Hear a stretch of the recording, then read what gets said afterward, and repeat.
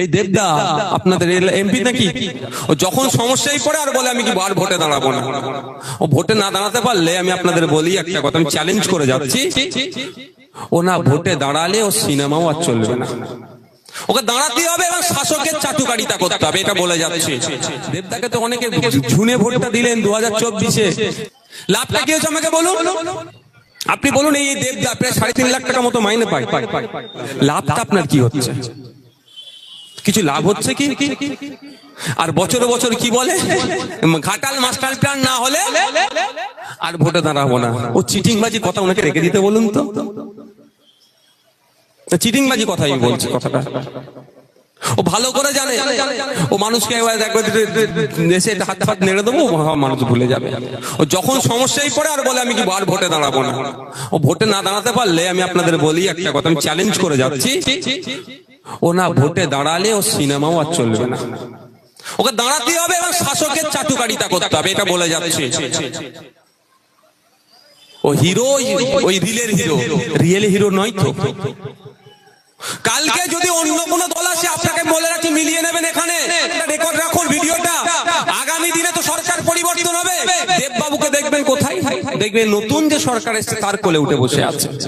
এদের কাজই হচ্ছে এরকম, এদের বিজনেসটা এরা বোঝে। বিজনেসটা কি? এদের ফিল্মের প্রমোশন, ফিল্মটা কত ভালোভাবে ডিস্টার্ব না হয় বিভিন্ন হলে যাতে চলে।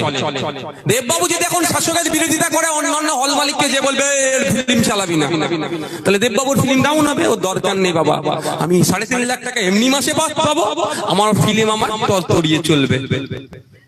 ওদের কথা ভরসা করে আপনি মানে ব্যাঙের ভাষায় এ করে খাল কাটালে হবে? আপনাকে আপনার প্রতিনিধি তৈরি করতে হবে। এবার এই আপনার প্রতিনিধি কি শুধু মুসলমান করলে হয়ে যাবে? অনেকে বলে যে মুসলমান দরকার, এবার ভালো একটা মুসলমান দরকার, লাভ কি হবে? হ্যাঁ, ফিরাদ হাকিম কি ভাই নাম কি, এই ধর্ম কি বলেন? সিদ্দিকুল্লাহ চৌধুরী, আর নামগুলো বলবো, লজ্জা দেবো কাউকে নাকি? ওই মুসলমান হলে মুসলমানদের উপকার হবে এই আশা ভুলে যান। আদিবাসী বিধায়ক হলে আদিবাসীদের লাভ হবে এই আশা ভুলে যান। দলিত হলে দলিত মানুষের ভালো হবে এই আশাও ভুলে যান। আমি তো বিধানসভার একজন সদস্য, আর ভিতরে কি হয় তো আমি আপনাদের থেকে একটু বেশি জানবো। পশ্চিম বাংলার বিধানসভায় 18টি এসটি কমিউনিটির রিজার্ভ সিট থেকে এমএলএ যায়, মানে আদিবাসী সমাজ থেকে 18টা বিধায়ক বিধানসভার মধ্যে যায়, তারা আদিবাসী সিট থেকে নির্বাচিত হয়ে যায়। তারা গিয়ে তাদের কাজ কি? আদিবাসী সব থেকে বেশি করা ভাই, স্বাভাবিক ভাবে। কিন্তু দুর্ভাগ্য, তারা গিয়ে বলিষ্ঠ কণ্ঠে এটা একবার বলতে শুনলাম না যে এসটি কোটাই নন এসটি গুলো চাকরি কেন পাচ্ছে, তাদের বিরুদ্ধে কজনের বিরুদ্ধে ব্যবস্থা নিয়েছো সেটা জবাব দাও, এটা শুনতে পেলাম না। কিন্তু তারা আদিবাসী সমাজ থেকে গিয়েছে। পশ্চিমবাংলার বিধানসভায় 63টার অধিক এসসি কমিউনিটির আছে, শিডিউল কাস্ট কমিউনিটির বিধায়ক আছে, তারা সেই এসসি সিট থেকে রিজার্ভ সিট থেকে যাচ্ছে।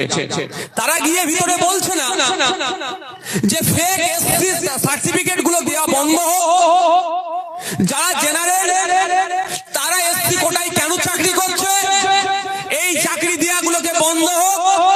এমবিবিএস এর ক্ষেত্রে, উচ্চ শিক্ষার ক্ষেত্রে, প্রমোশনের ক্ষেত্রেও কেন এসসিদের সাথে ইনজাস্টিস হচ্ছে এই কাজ জোর গলায় বলতে শুনলাম না। তাহলে লাভটা কি ভাই 63টাকে পাঠিয়ে? আর এইদিকে বলুন ফিরাদ হাকিম, সিদ্দিকুল্লাহ চৌধুরী, গুলাম রব্বানী, সাবিনা ইয়াসমিন, আর নাম বলে শেষ করা যাবে না, 43টা আছে, 43টা আছে।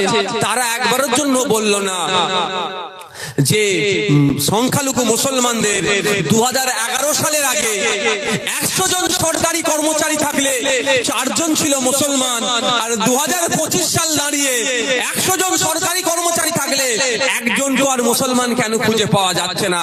এটা বাড়ানো দরকার, 4 থেকে বেড়ে 8 হওয়া দরকার, বরঞ্চ কমে 1-এর নিচে নেমে গেল কেন? এর জবাবটা চাইছে না। তাহলে মুসলমান দিয়ে লাভ কি হবে ভাই? আদিবাসী দিয়ে লাভ কি হবে? হিন্দু দিয়ে লাভ কি হবে? লাভ কি করতে হবে? মানুষের মতো জনপ্রতিনিধি তৈরি করতে হবে। যেখানে পার্লামেন্টে যাওয়ার দরকার ছিল দেববাবুর,